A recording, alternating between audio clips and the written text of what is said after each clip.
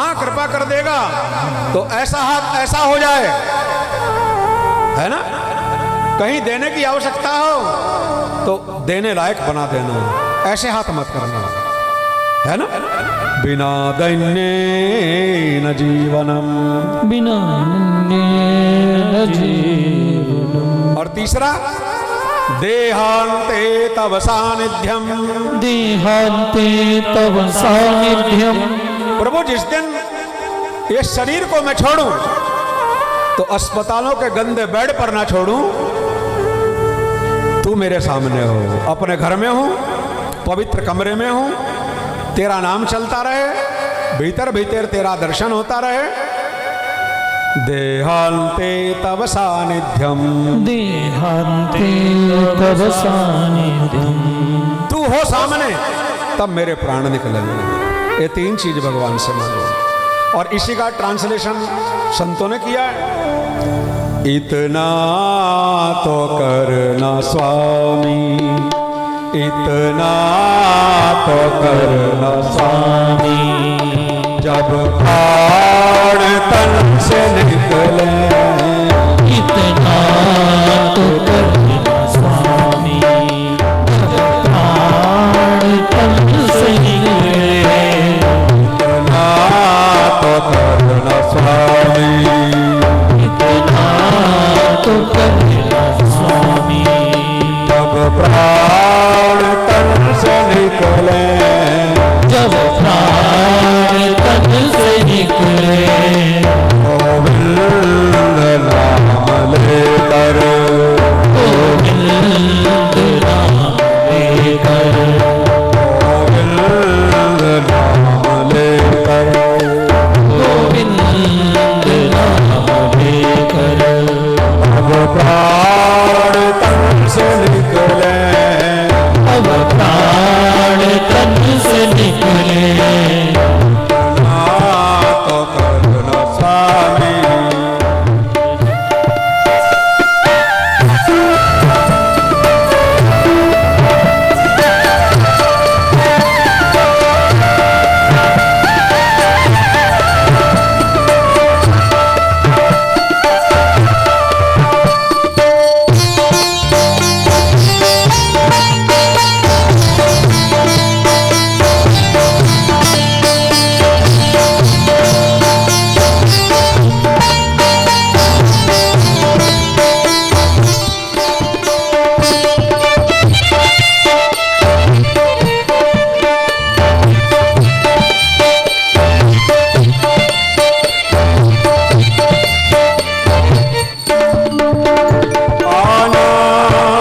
जल्दी आना, आना तो जल्दी आना, नहीं शाम भूल जाना, नहीं शाम भूल जाना, नहीं शाम भूल जाना, नहीं शाम भूल जाना, राधा को साथ लाना, राधा को साथ लाना, राधा को साथ लाना, राधा को साथ लाना, अब प्राण तन से निकले, जब प्राण तन से निकले, गोविंद नाम लेकर, गोविंद नाम लेकर,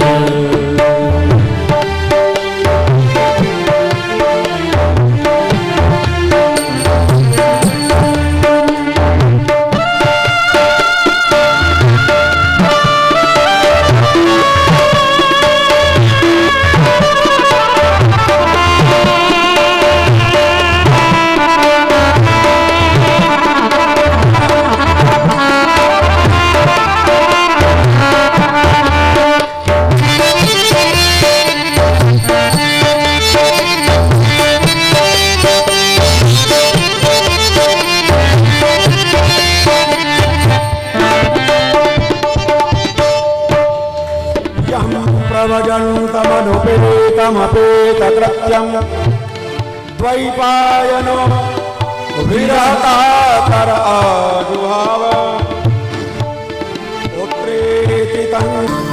जैसे गंगोत्री से गंगा का उद्गम होता होता होता होता हरिद्वार तक निकलते निकलते प्रयागराज तक पहुंच गया, तो वो भी भागीरथी है।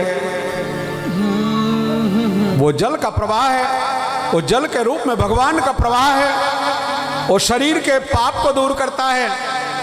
गंगा में स्नान करेंगे तो शारीरिक ताप दूर होंगे, और जो भगवान के मुख से बहने वाली ये भागीरथी है, इसको क्या कहते हैं? भागवत भागीरथी। भगवता प्रोक्तम इति भागवतम।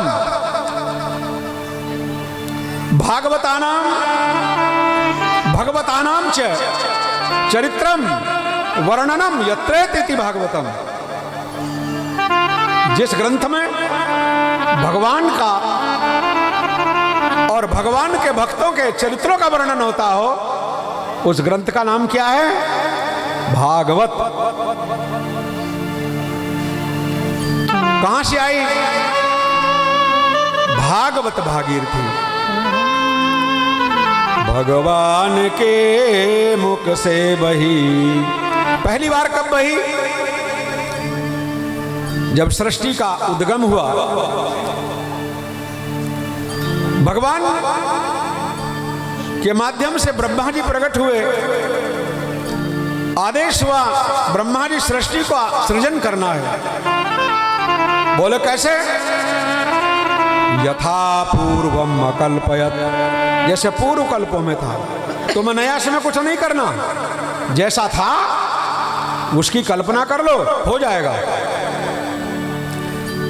बोले आप मुझे आदेश दे रहे हो, मैं कर तो दूंगा, लेकिन करने का जो अभिमान है उससे बड़े बड़े लोग भी मुक्त नहीं रह सकते।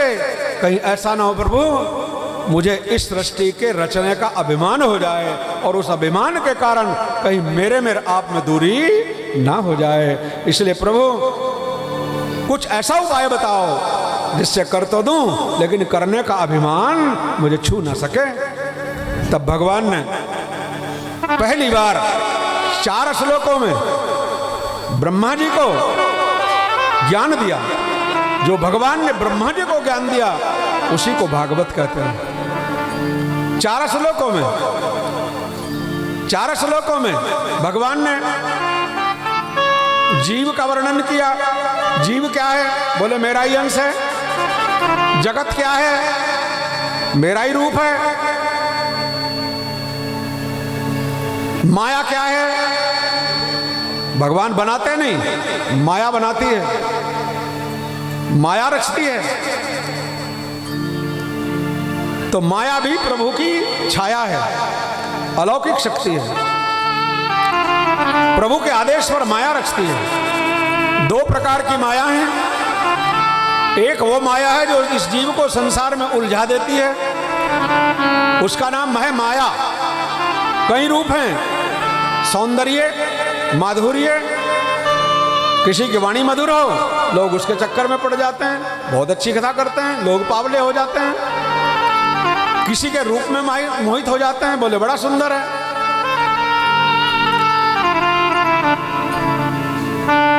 धन के रूप में माया है। किसी के पास धन हो गया, वो धनी बना बैठा, वो धन के चक्कर में फंस गया। कोई बलवान हो गया, बोले मेरे जैसा कोई पहलवान नहीं है।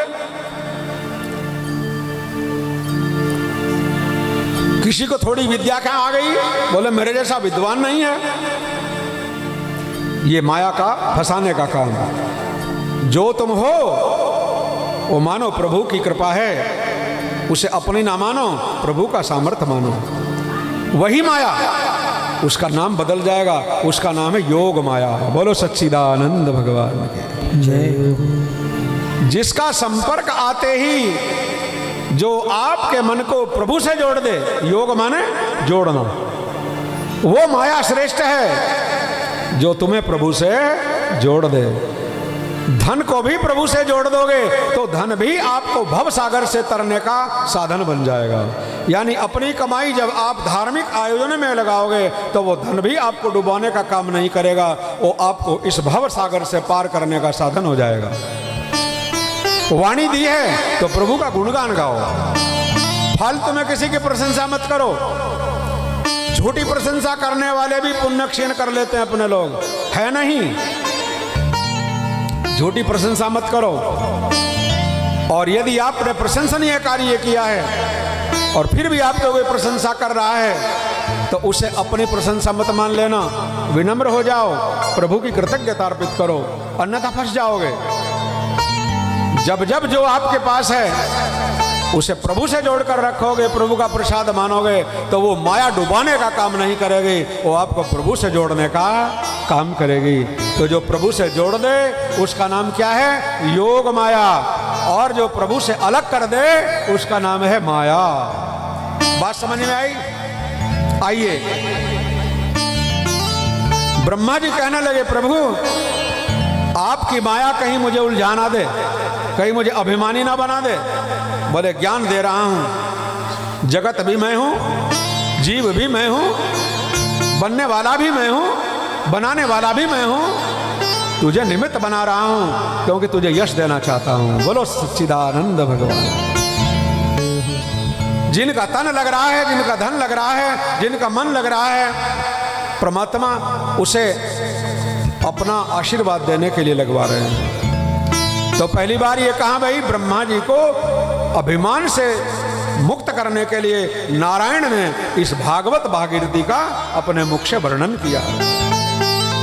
भागवत भागीरथी भगवान के मुख से बही, बोलो भागवत भागीरथी भगवान के और फिर मुख से फिर क्या हुआ?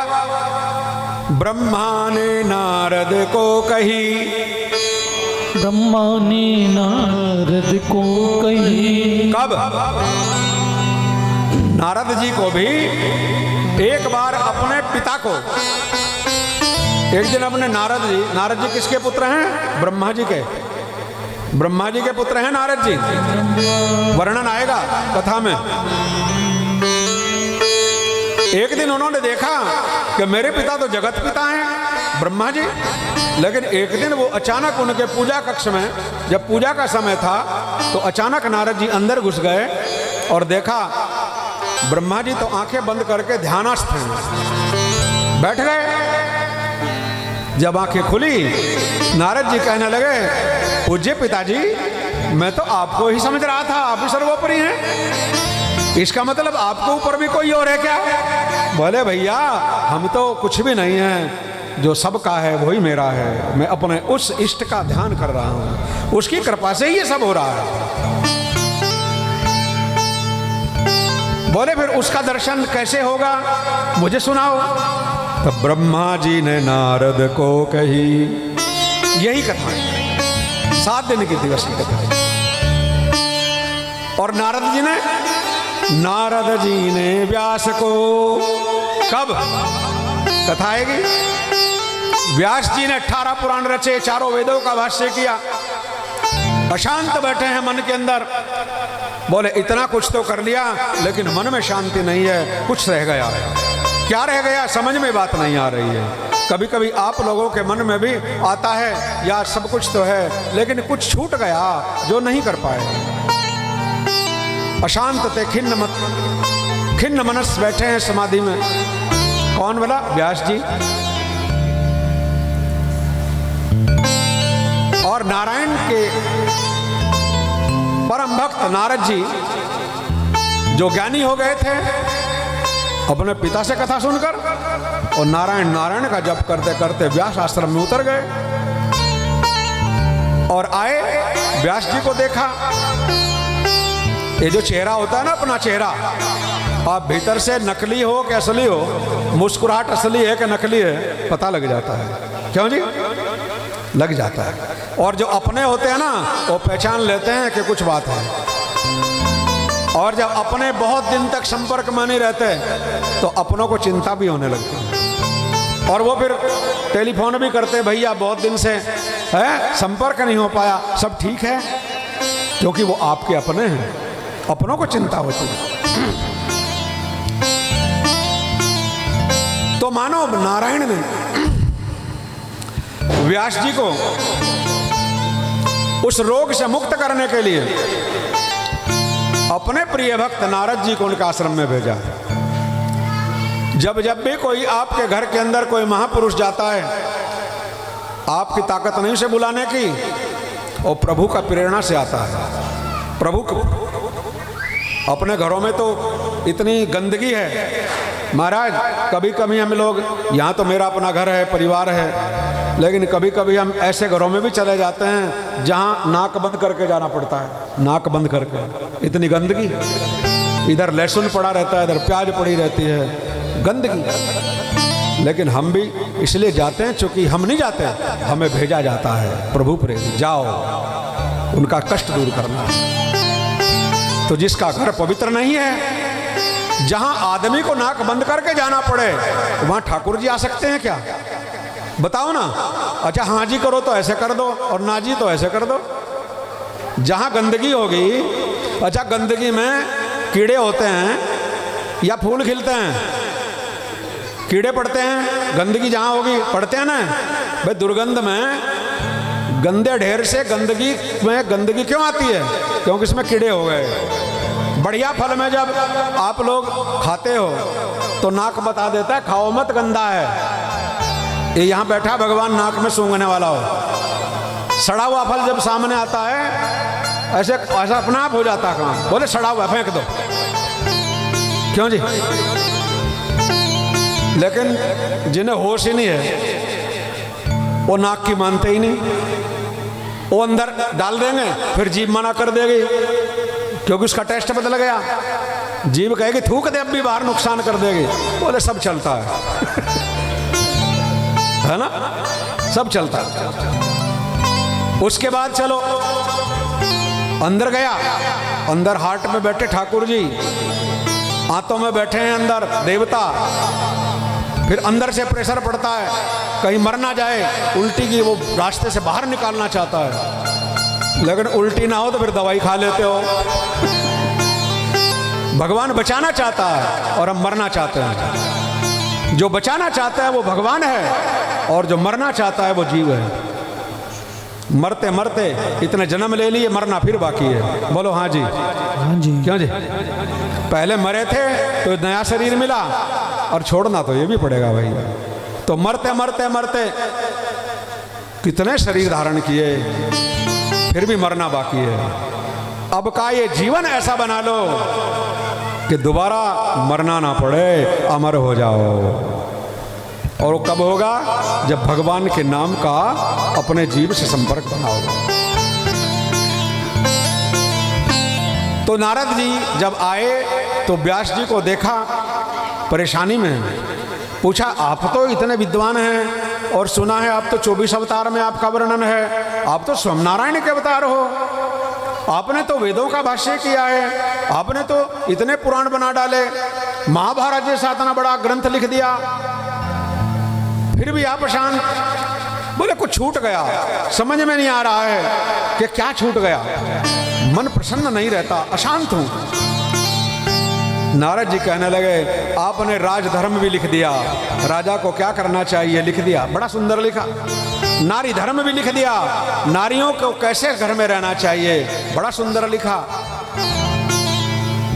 आपने राजधर्म भी लिख दिया, राजाओं को कैसे चलना चाहिए, बड़ा सुंदर लिखा।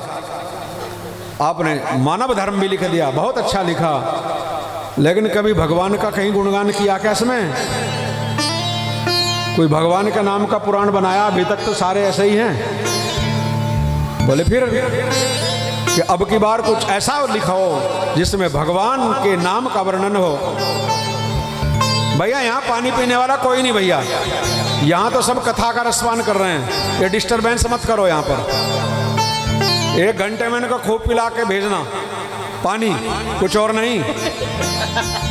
गांव वाले हो ना भाई, हाँ वो काम नहीं करना। तो चर्चा चल रही है कि नारायण के परम भक्त नारद जी माने सदगुरु।